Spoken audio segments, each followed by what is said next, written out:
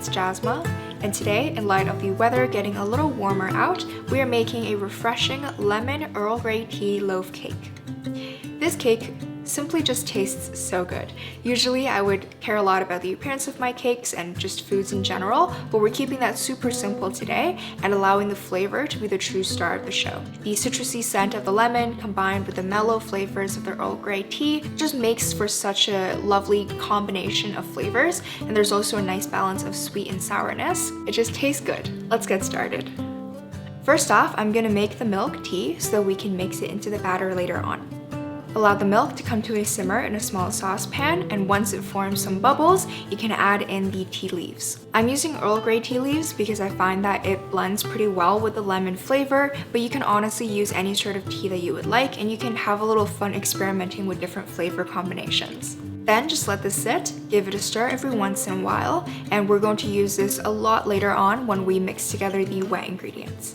Make sure you do this way ahead of time. I do it at the very start before I prepare any of the other ingredients. You can even do this the night before if you want to, so that the tea can really infuse its flavors into the milk and you'll get the most amount of payoff in the final cake. Moving on, I'm going to prepare the cake batter, so start by zesting a whole lemon and juicing it as well. Before juicing a lemon, you always want to soften it up by rolling it around. And here I will be juicing my lemon with a lemon juicer. This just makes it easier, but you can also poke it with a fork and then squeezing it by hand. At this point, preheat your oven to 350 degrees Fahrenheit because the rest of this process is going to go pretty quickly and you want the oven to be ready as soon as the batter is in the pan. On to working with the dry ingredients. Now for this cake, I'm using the reverse creaming method, which is a little different compared to the more commonly known creaming method of making cakes, where you would combine the butter with the sugar and beat a lot of air into it before adding the rest of the ingredients. But for the reverse creaming method, this is where you add the fat, or in this case the softened unsalted butter, into the dry ingredients and the sugar and combine that before adding any sort of liquid into it. This is going to allow the flour particles to be fully coated with the fat and minimize any sort of gluten development, which can lead to a more tough cake. So I'm going to use my stand mixer to do that. In the bowl, I'm going to add my all-purpose flour, cornstarch, white granulated sugar, baking soda, baking powder, and salt, and then just give it a quick mix on low speed until everything is combined. Now comes the fat. I'm using unsalted butter, and you really want to make sure this is fully softened because you can kind of get away with colder butter when you're using the regular creaming method, but if you have butter that won't squish really easily like this and you add it straight to the flour, it's going to have such a tough time combining with the flour and also the rest of the ingredients later on. If you forget to take your butter out of the fridge ahead of time, or you just get a little lazy like me, it's totally fine. What you can do is microwave a cup of water, take out your butter, cut it into slightly smaller pieces, and then place it in the microwave. Don't turn on the microwave, just keep it in there because you have created a warm environment which will then soften your butter but not melt it completely. So there's the softening butter trick for you. You can really use that anytime you want. So here I have the softened butter, add it straight into the flour mixture and then start mixing on low speed.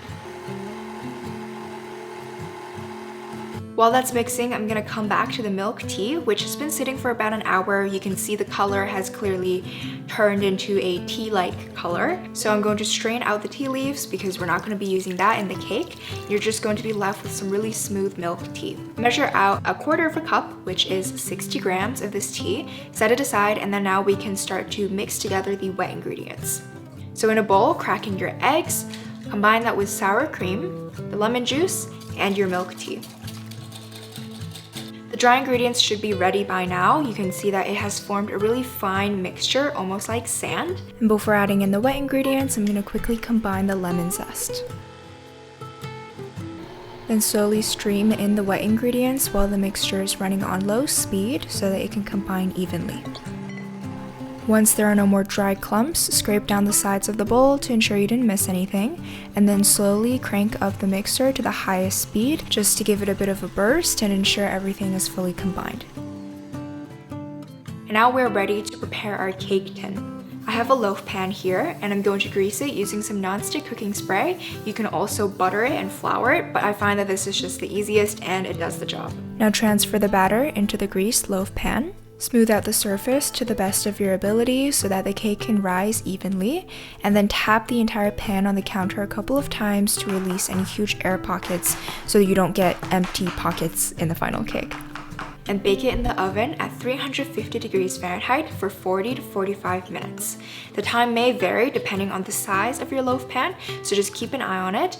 Once it gets brown on top, you can start testing it by inserting toothpicks into the center of the cake, and as long as there's no more wet batter sticking to it, it is ready to go. Now that the cake is done, take it out of the oven and allow it to cool completely before removing from the pan. Since I'm keeping the appearance of this cake really simple, I'm just gonna make a quick icing by mixing some lemon juice with icing sugar. The amount of liquid that you might need to make this icing can vary, so as long as it's something that is at a drizzable consistency, it should be able to fall off your spoon, but it should not be so runny that it's just gonna slip off the sides of the cake.